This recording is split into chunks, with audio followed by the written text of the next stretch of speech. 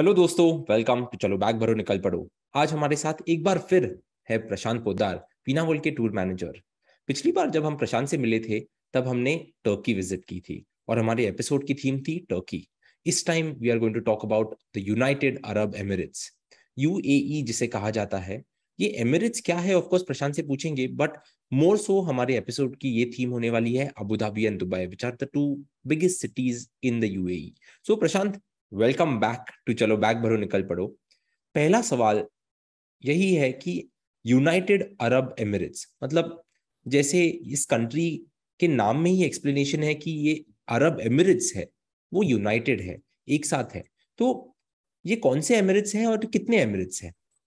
First of all thank you Neel कि आपने मुझे वापस एक बार यहाँ पे बुलाया। देखिए, पूरे दुनिया में तो ऐसे 20 देशों में अरबी भाषा बोली जाती है। तो अगर देखा जाए तो 20 एमिरेट्स एक साथ आ सकते हैं, बट इन्होंने क्या किया, जो मिडल ईस्ट के जो कुछ कंट्री थे, 7 ऐसे स्टेट थे जो इकट्ठा आए और उन्होंने एक यूनाइटेड बनाई, जिसमें आबू धाबी सबसे बड़ा स्टेट आता है। उसके बाद दुबई आता है, उसके बाद आता है शारजाह, जो आपने सुना होगा, जहाँ पे हमारे पुराने जमाने में क्रिकेट मैचेस होती हुआ करती थी। फिर आता है Ajman, Ras Al Khaimah, Al Quwain and Fujairah. तो इसे 7 एमिरेट्स बन के ये यूएई बना हुआ है। ग्रेट। सो और दोस्तों, बहुत बार दुबई को ऐसे भी कहा जाता है कि दुबई इंडिया के इतने पास है, या Dubai Abu Dhabi UAE India के इतने पास है कि आप वहां वीकेंड के लिए भी जा सकते हो। तो आज हम प्रशांत से जब बात करेंगे तब हम ऐसे ही अबू धाबी और दुबई के अट्रैक्शंस के बारे में बात करेंगे। So Prashant, let's start the episode with Abu Dhabi, ऐसे मैं कहूंगा। बहुत बहुत फोटोज हम देखते हैं, बहुत ब्रांडिंग कैंपेन्स हम देखते हैं, बिलबोर्ड्स देखते हैं, जहाँ पे हमने रणवीर सिंह को देखा और रणवीर सिंह यास आइलैंड और फेरारी वर्ल्ड को प्रमोट कर रहे थे। सो फेरारी वर्ल्ड से शुरुआत करते हैं, because world's fastest roller coaster जिसे कहा जाता है वो वहां पर है। तो ये फेरारी वर्ल्ड का एक्सपीरियंस गेस्ट के लिए क्या होना चाहिए, या as a Veena World tour manager, बहुत बार गेस्ट हमारे साथ ग्रुप टूर्स पे जाते ही है और ईयर राउंड जाते रहते हैं, पर बहुत सारे गेस्ट कस्टमाइज हॉलीडेज पे भी जाते हैं।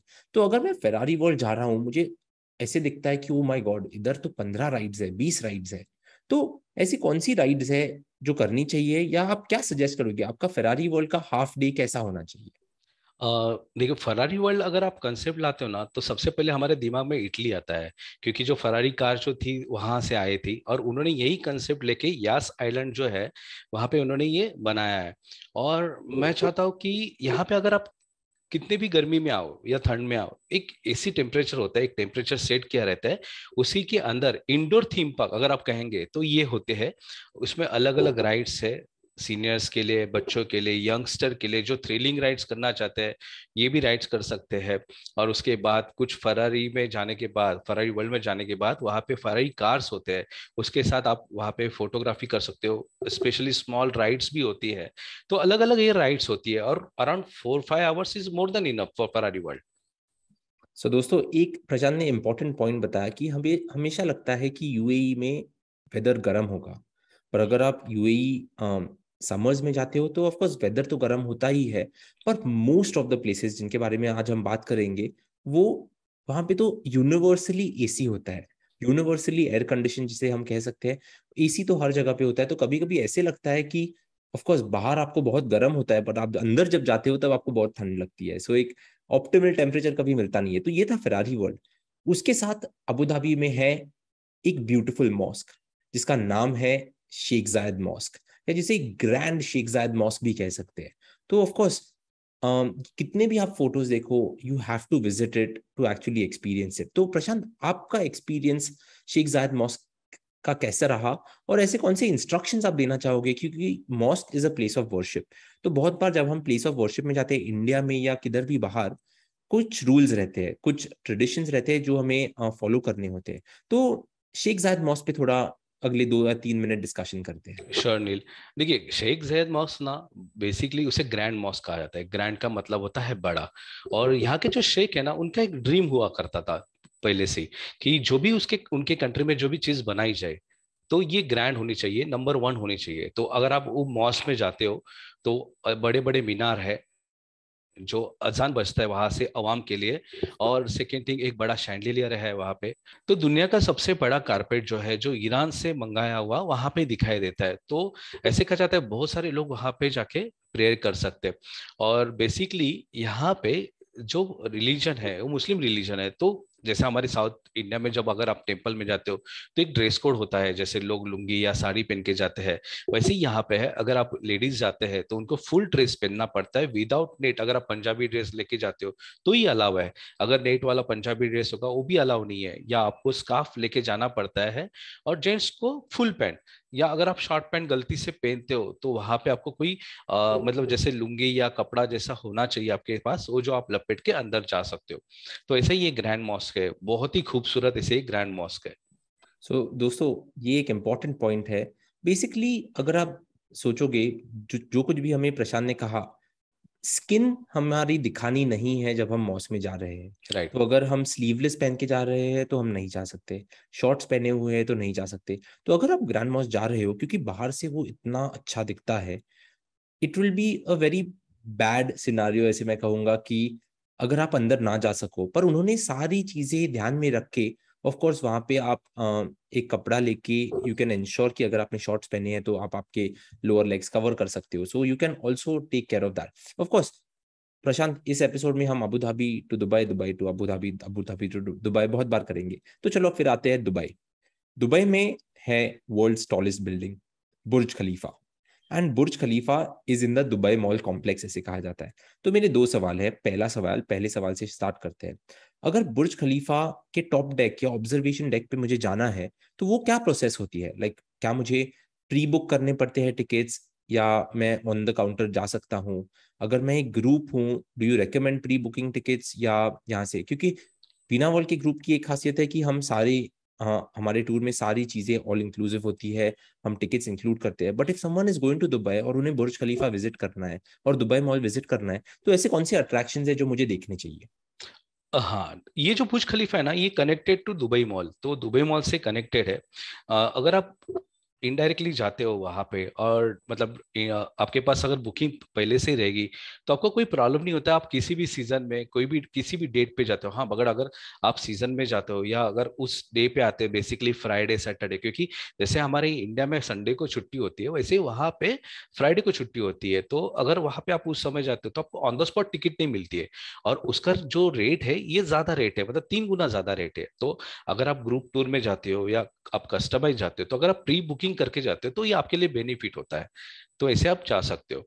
तो बुर्ज खलीफा जो दुनिया का सबसे टॉलेस्ट बिल्डिंग जैसे कहा जाता है, आप वो फ्लोर विजिट करते हो, और उसी के अंदर बड़ा मॉल भी है दुबई मॉल में। मतलब जैसे आप शॉपिंग के लिए भी जा सकते हो, तो आपको कम से कम उस एरिया में 4 से 5 आवर्स आपको चाहिए। और दुबई फाउंटेन शो भी वहां पे होता है, ऐसे सुना है। तो वहां पे यस। फाउंटेन्स है, तो वो कितने बजे शुरू होते हैं और वो फ्रीक्वेंसी 15 मिनट्स रहती है या 30 मिनट्स रहती है?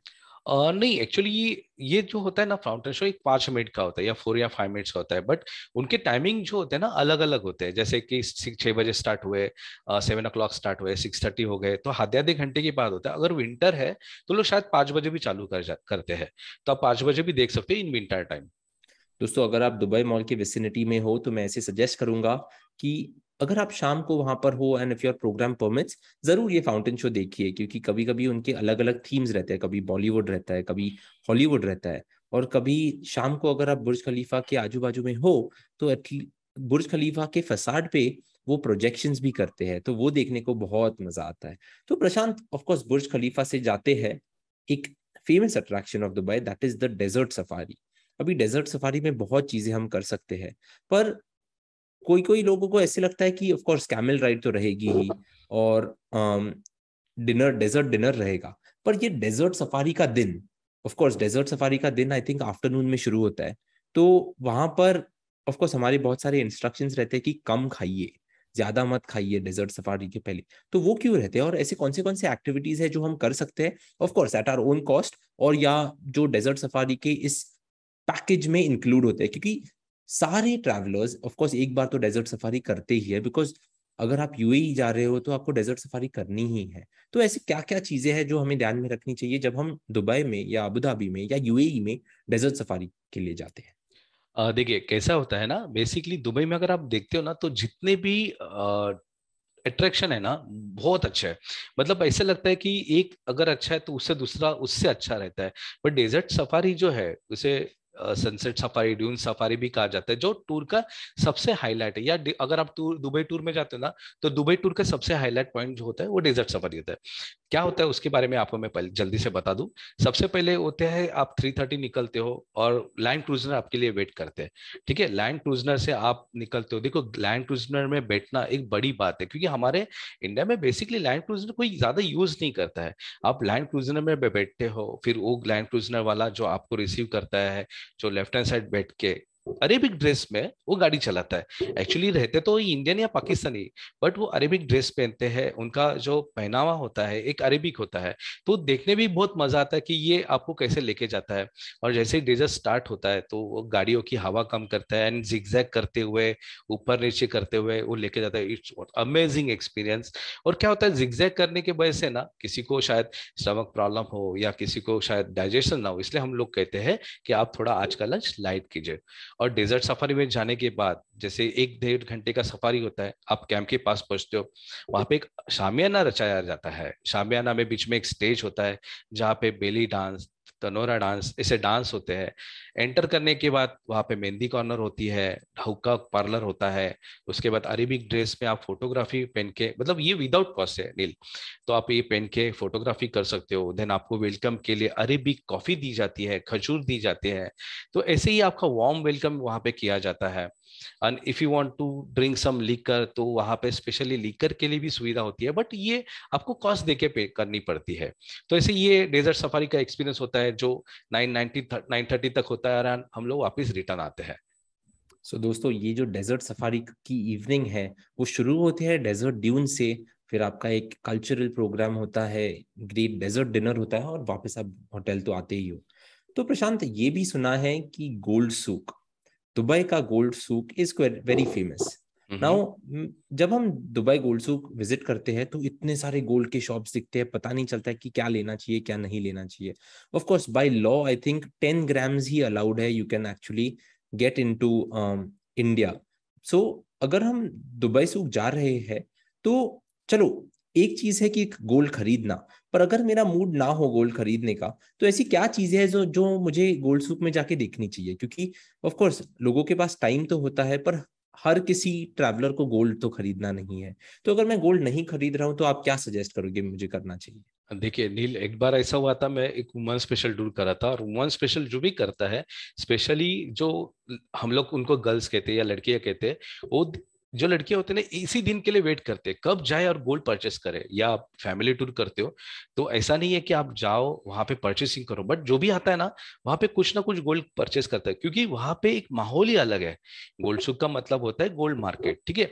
तो ये पुराने जगह पे, मतलब पूरा जो जहाँ जगह वहां पे उन्होंने बनाया, जहाँ पे 100 के ऊपर दुकानें हैं, और अलग अलग डिजाइन आपको वहां पे दिखाई देती है, तो आप देखेंगे। और प्योर गोल्ड आपको वहां पे मिलता है। और इंडिया गोल्ड और यहाँ का दुबई गोल्ड में क्या डिफरेंट है कि जो मेकिंग चार्जेस होते हैं ना, वो कम होते हैं।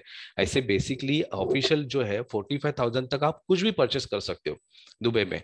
बट अगर आप अनऑफिशियल देखें, तो हमारे जो इंडियंस होते हैं तो हाथों में पहन के गोल्ड आ सकते हैं। और कस्टम वाले जो होते हैं उनको भी पता होता है कि शादी के लिए, बच्चों की शादी के लिए, या अपने पेरेंट्स के लिए वो लोग लेके आ रहे हैं, तो वो लोग भी इतना ध्यान नहीं देते, तो आप वैसे गोल्ड लेके आ सकते हो। Okay, great. नाउ अभी हाल ही में एक नया म्यूजियम खुला है, that is known as the Dubai future museum. तो दुबई फ्यूचर म्यूजियम में ऐसा क्या है जो लोगों को देखना चाहिए? एक्चुअली बहुत ही एडवांस म्यूजियम है ये। मतलब जैसे आप आने वाले 2050 में कैसे होगा पूरा कंट्री, कार कैसी होगी, एरोप्लेन कैसे होंगे, मशीनरी कैसे होगी, इसका एक छोटा सा डेमो दिया है उन्होंने। फिर आदमी कैसे काम करेगा, कैसे रास्ते पे चलेगा, तो ये इसे फ्यूचर म्यूजियम है। एक्चुअली थोड़ा स्टार्टिंग स्टार्टिंग में समझने को थोड़ा डिफिकल्ट हो जाता है, क्योंकि ये फ्यूचर म्यूजियम है, because we are staying in present. बट ये जैसे जैसे आप आगे पढ़ते हो, अलग अलग सेक्शन पार करते हो, तो आपको एक आइडिया आ जाता है कि ये फ्यूचर म्यूजियम क्या है। तो नया अट्रैक्शन खुला हुआ है, और हाँ नील, हमारे टूर में ये इंक्लूड है। One of the best experience है ये फ्यूचर म्यूजियम का, ऐसा है। ग्रेट। सो ऑफ कोर्स हमारे पास ज्यादा टाइम नहीं है, क्योंकि हमारे लाइक 20 मिनट खत्म होने आ रहे हैं। बट ऑफ कोर्स दुबई में है दुबई क्रीक और दुबई कनाल जिसे कहते हैं, तो वहां पे ऑफ कोर्स ढाउ क्रूज भी होती है और एक अलग सी बोट होती है जिसे अब्रा राइड कहते हैं। तो इन दोनों के बारे में क्या फर्क है और ये कैसे एक दूसरे से अलग है और ये हम कैसे एक्सपीरियंस कर सकते हैं, इस पे थोड़ा टाइम बिताते हैं। डेफिनेटली। देखिए, अबरा राइड जो होता है ना, अबरा राइड का मतलब होता है एक जगह से दूसरे जगह पे जब लोग जाते थे तो 10 देर हम देखिए, जैसे हमारे यहाँ पे बीएसटी बस है, एक स्टॉप से अलग स्टॉप पे जाना है, एक एरिया से अलग एरिया, तो एक ग्रीक जाता है बीच में, जहाँ पे बर दुबई एंड डेरा दुबई ऐसे दो पार्ट आते हैं दुबई में। तो एक पार्ट से दूसरे पार्ट जाने के लिए जो छोटी बोट यूज की जाती है, वेसल्स यूज की जाती है लकड़ी की, उसे आबरा कहते हैं। तो ये one of the best experience है, जो आप 10 देरहम दो, यहाँ पे बैठो और वहां पे उतर जाओ।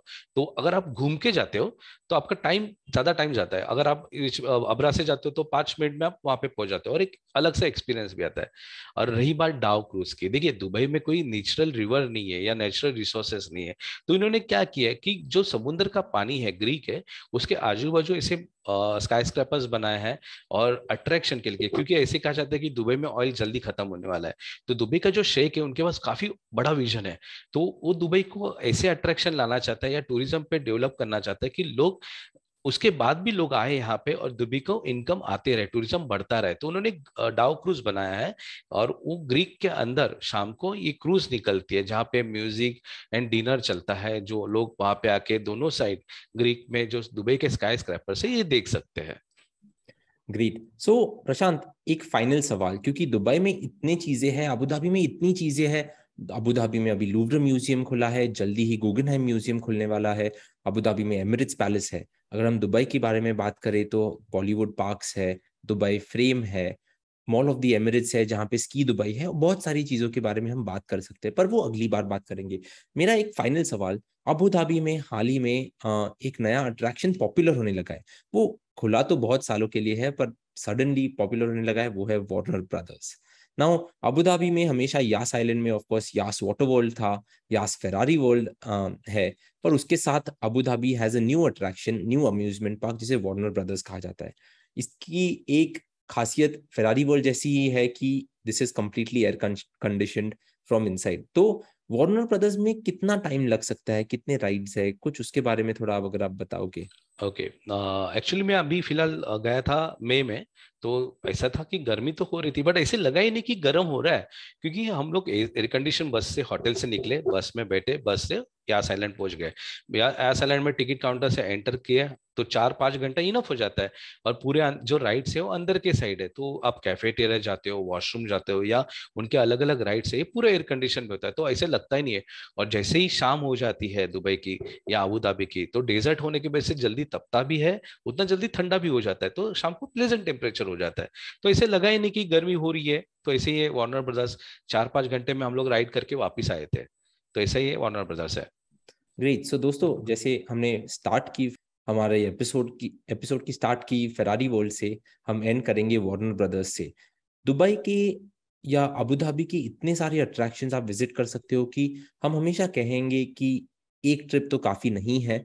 इसलिए हम हमारे वीना वर्ल्ड टूर्स में भी as many attractions as possible हम हमारे 4 डेज 5 डेज 6 डेज में पैक करते हैं, सो आपको वैल्यू फॉर मनी जरूर मिले। Prashant, thank you very much. आप चलो बैग भरो, निकल पड़ो कि इस एपिसोड पर आए। We discussed two of the biggest emirates of the United Arab Emirates, Abu Dhabi and Dubai. Thank you everyone for tuning in. हम मिलेंगे अगली बार with another interesting destination, another interesting attraction, और something completely interesting with our Veena World Tour Managers. See you, take care, और मिलते हैं अगली बार। Thank you.